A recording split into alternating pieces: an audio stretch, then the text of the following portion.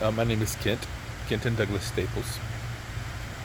Kent and Douglas mean white or bright and dark.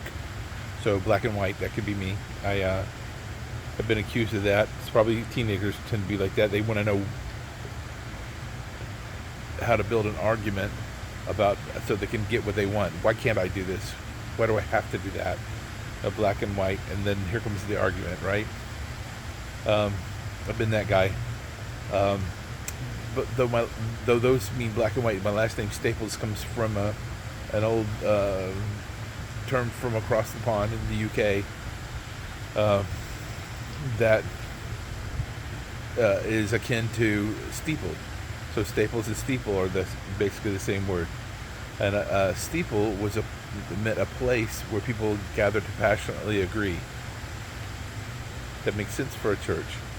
Staples now as an office product means binding things together. So it comes from another word called a standard, or something that's raised up in the ground that's firmly attached. So we could have standards in our lives. Hopefully that's what you're thinking, seeing, hearing. The standards are things like as I walk out my front door to the car, as I look across the street, there's a young man that is a believer, a member of a Bible study that we have in our neighborhood. And so as soon as I see his house, it reminds me, oh yeah, I'm a Christian. Why should I have to be reminded? I have a relationship with God is what it reminds me. If there's such a thing as a post-it note on a mirror or a screensaver, perhaps in your office there's something, or could be something in your office or cubicle, if you have a desk at home, maybe needs to be something near your TV screen or your remotes.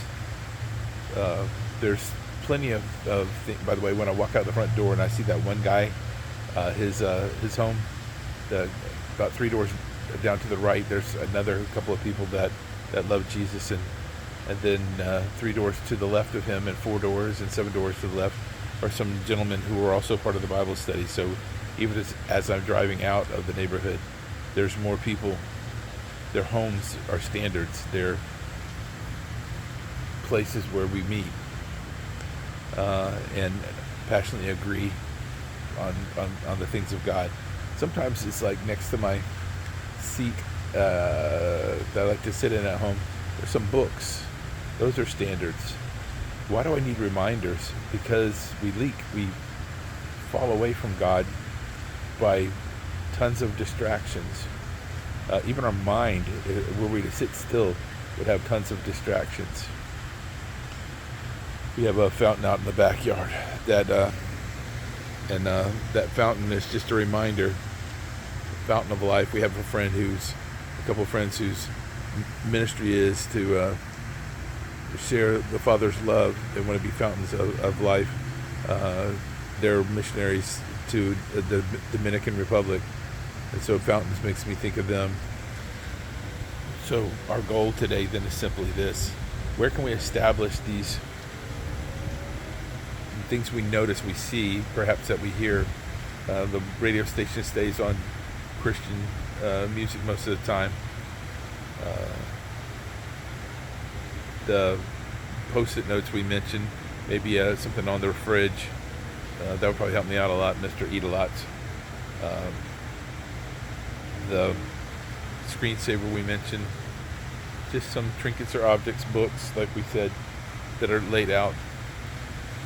Some items perhaps on the dashboard in the car.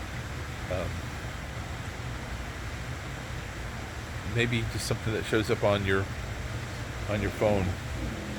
And maybe just a quick review of your contacts, and maybe finding a person or two to encourage to hold each other accountable. Just send a little "Jesus loves you" today, or I know that sounds cute, but finding a prayerful comment for them if you're reading a book or watching a teaching on TV, maybe during the service, and then send them a little reminder and y'all do that for one another. I was thinking about you when I heard this today. Hope this encourages you. Standards. Staples. Steeple. Things that cause us to passionately agree with God.